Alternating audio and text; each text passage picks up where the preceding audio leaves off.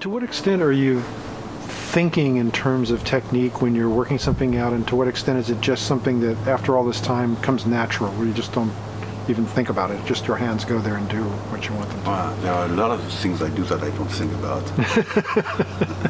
It will be a wow. If I had to think about everything. In order to not think about something, you need to validate an information, to bring this information in your memory and then in your physical memory.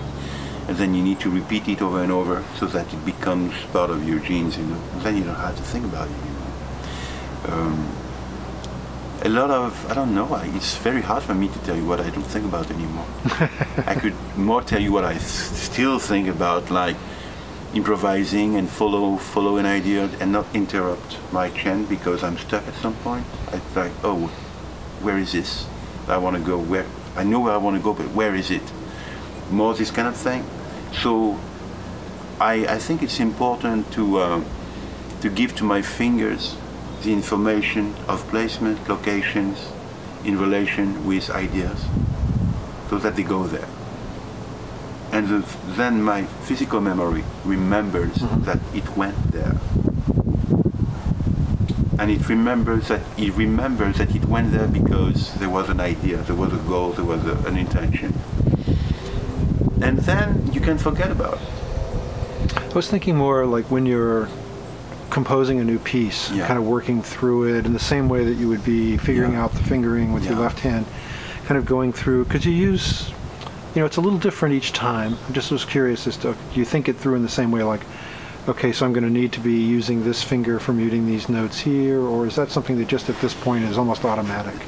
It is automatic most of the time, but sometimes I will still be challenged by a better way to do something, which I haven't thought about before, and which comes to me then.